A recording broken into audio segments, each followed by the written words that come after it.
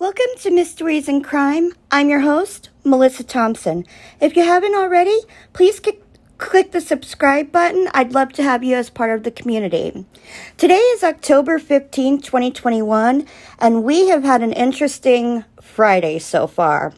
Early this morning, in the Carlton Reserve, we had police tape go up and police vehicles show up at the Carlton Reserve, go in, but by the time the news had gotten their helicopter in the air and got back to the Carlton Reserve, the tape had been brought down.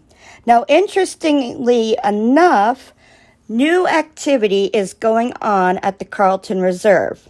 Josh Benson from WFLA Now tweeted that Allison Henning also tweeted, more police activity about a mile from the entrance of the Macachichi Creek Environmental Park. I'm sorry if I just pronounced that wrong. The officers were carrying large rifles into a wooded area.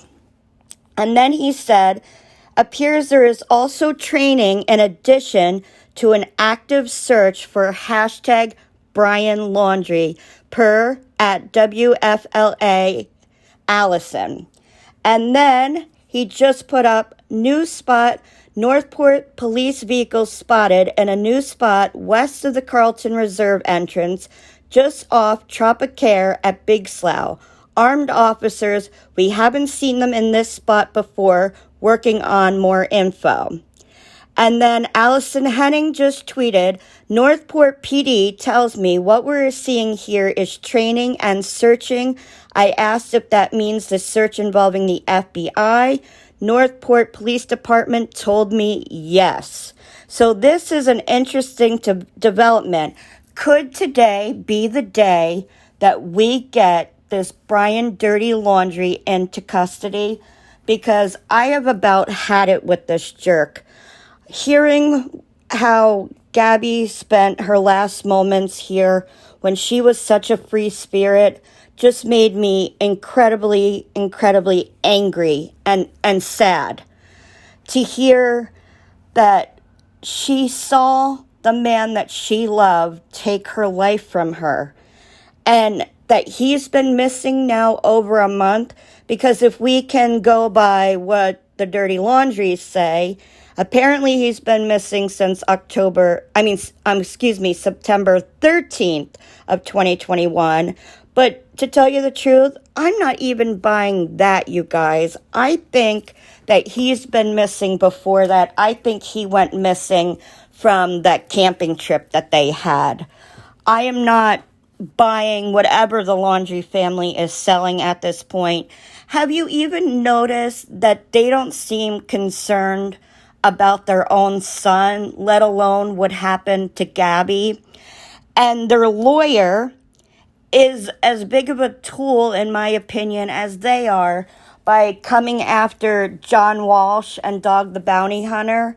I mean, John Walsh went through what the Petito family are going through at this moment when he lost his son, Adam Walsh, to a crime. His son went missing in Sears, and then all they were able to find was his skull.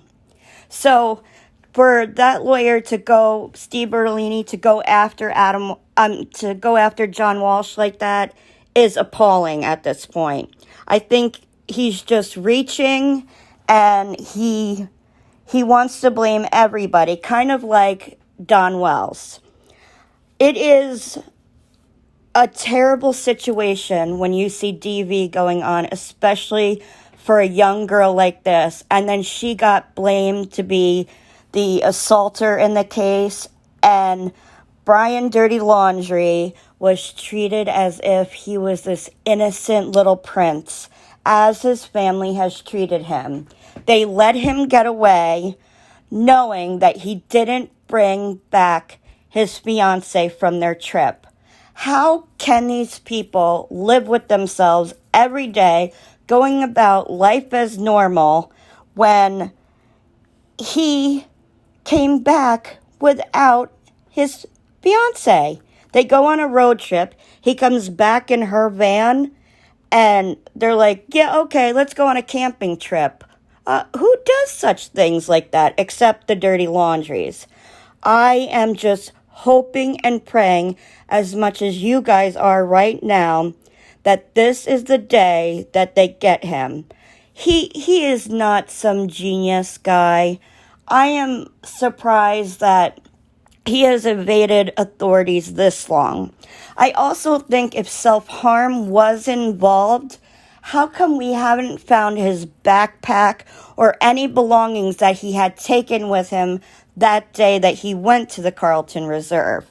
And then yesterday, having the cadaver dogs out with quite a big police presence again, they are not giving up on the Carlton Reserve. And as much as all of us have been saying he's not in the Carlton Reserve, I myself have thought he hasn't been in the Carlton Reserve, but we don't know what the FBI knows. And I am hoping that they are out to go arrest this guy and charge him with the murder of Gabby Petito. Because that was an up-close and personal way for her to go out. She stared at him in his eyes. We all know that manual strangulation is an up-close and personal attack. It's anger. I wouldn't even be surprised if he had been planning this for a while. Perhaps she did want to leave him. Perhaps she had had enough of the emotional and physical DV that he has put her through. This needs to end. We are spending tons and tons and tons of money trying to find this jerk, and it's time he's brought in. And I would be very happy if his parents were charged with aiding and abetting a fugitive, because the way they have acted to the Petito and Schmidt family is despicable human beings. My heart has been with the Petito and Schmidt family this whole time. I know what they're going through. I have lost a child. My daughter would be the same age as Gabby, and she was blonde hair and blue eyes. I just want to give them the biggest hug ever and just tell them my thoughts and prayers remain with them. Guys, let's get Brian Laundrie. Let's bring him in and get justice for Gabby Petito. If any new information comes in, I will be sure to let you guys know. I hope you are all having a beautiful week. Have a beautiful weekend. Spend some time outside. Autumn is in the air, and we all need a little fresh air when we're dealing with cases like this. Okay, I will see you all very soon. Take care, you guys. Bye-bye.